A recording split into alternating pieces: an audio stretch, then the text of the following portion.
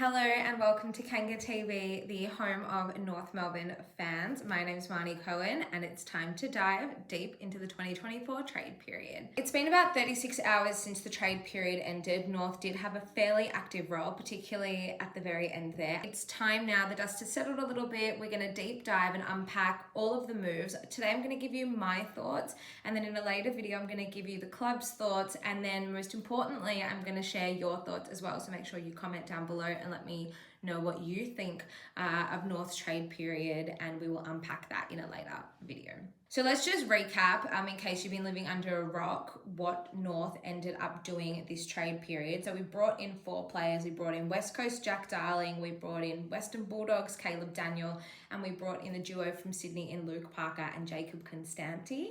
I think that's how you pronounce it. We sent off in return pick 25, pick 44, and pick 67. In today's video, I just want to give you my initial first thoughts, kind of sitting here now reflecting on everything that North has done, kind of taking into account what we went in to do, what we did, and then what we came out with at the end. This is really just a general summary, a general overview, and as I do best, based on emotion and based on feelings. My initial reaction when looking at what North has been able to do during the trade period, the one thing I can just sort of say right off the bat is we did what we came to do.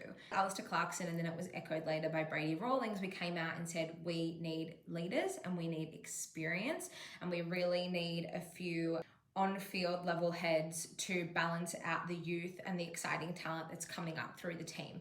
And I think in particular we identified Jack Darling and Luke Parker as 2 major targets, and these were weeks ago now. I mean, Caleb Daniel came into the frame at a later stage and never really officially requested a trade until about 2 hours to go in the trade period. But we identified both of those as filling a need, both on-field and off-field, in multiple different ways, and we'll get to that later. But as a holistic point of view, we came, we saw, and we conquered. We came in with a mission. We came in with a list of people that we wanted to target.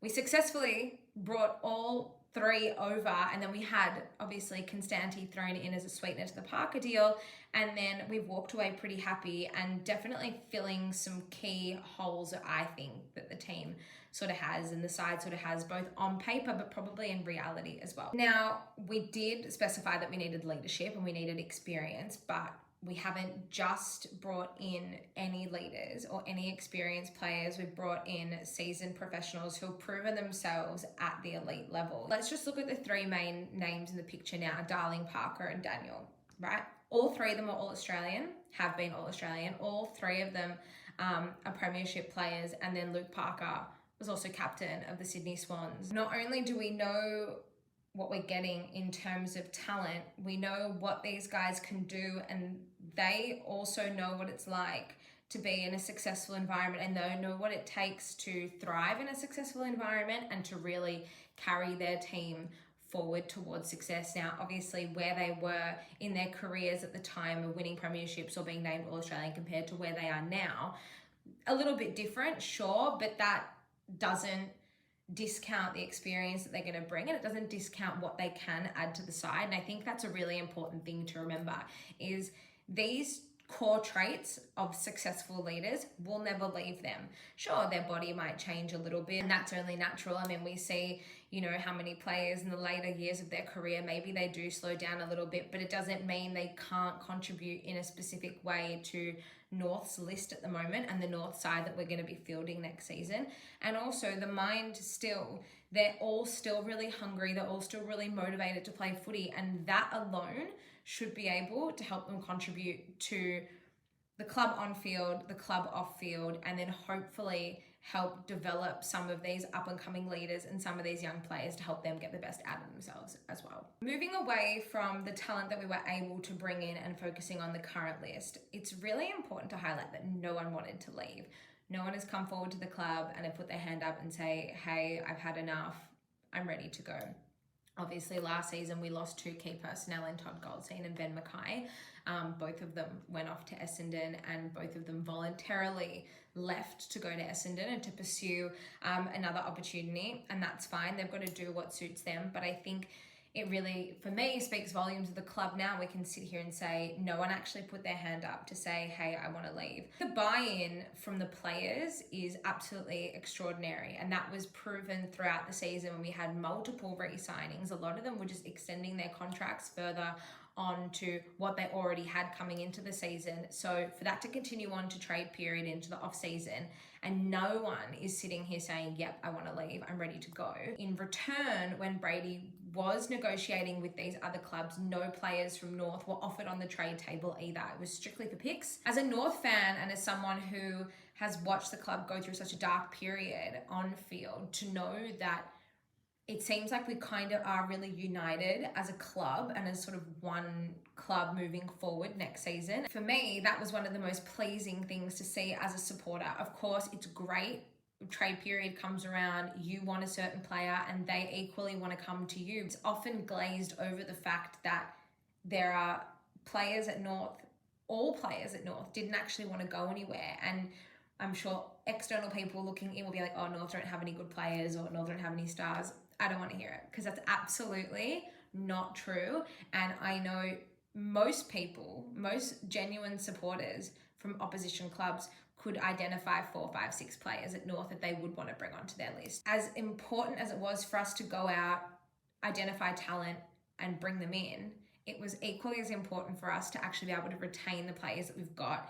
And I think that speaks volumes of the club's culture at the moment, the buy-in and the direction that we're obviously heading in. So take that current list and merge it with the new acquisitions, and what have you got? It looks to be a lot more balanced on paper, and you can only assume that's going to translate on field, especially when we return to training. It seems like we've got a lot better balance between veterans and seasoned professionals and then the kids and the up and comers. I have no doubt that both parties will be able to teach each other really important lessons, and I think they'll all be able to motivate each other. I think the youthful energy will really reignite something in the veterans that are walking through the door, and for the new guys coming through the door, it's a new environment, it's a new challenge, and it's, you know, they can be part of something great. The club has been down the bottom of the ladder for close to a decade now. You know, it's been almost 10 years since we last played finals, which is depressing and really scary to say at the same time. We do have the ability with this current list now to really start making moves up the ladder in 2025 and beyond. To round it out, it's really just coming back to that, you know, that initial point that I made. We came in on a mission with trade period and we've walked out with exactly what we thought we were going to and exactly what we wanted to. Now, we don't have the luxury of a Collingwood or a Carlton or a Hawthorn where we are in that finals sphere and we are sort of in that profile where we are pushing for a premiership. So it probably made attracting a player like a Dan Houston a lot more difficult. Being able to identify what we need, being able to identify realistic targets, and then being able to go out and actually bring them in and not giving up heaps in return, I think has been a really, really impressive thing. North don't have the luxury of playing in front of 50, 60,000 screaming fans at the MCG week in, week out. We also don't have the luxury of being, you know, in a position that we're pushing for finals or even pushing for a premiership. We have been in the bottom 2 for about 6 years now. And for us, the task is a little bit different and potentially a little bit more daunting. So it's probably not realistic for us to be able to attract the likes of a Dan Houston, although there was talks that maybe Port Adelaide were interested in negotiating with us, and we didn't go away. And I really love that the club was resilient enough to keep themselves in the picture until the deal was finalised to send him to Collingwood. But for us to, acknowledge the gaps on the list, and then for us to actually go out, identify who would be able to fill those list needs and the missing pieces, and then to get those missing pieces, I think is a really, really, really job well done from Brady. A lot of fans probably were sitting at 6:30 on Wednesday night thinking, what's going on here? For us to actually be able to make everything happen and be able to reach a reasonable agreement for all of these players and bring them through the door before the trade period ended, it's really exciting. That is sort of where I'm sitting at the moment on North's trade period. Had a little bit of time to process everything and sort of have a think about it. That's my initial thought.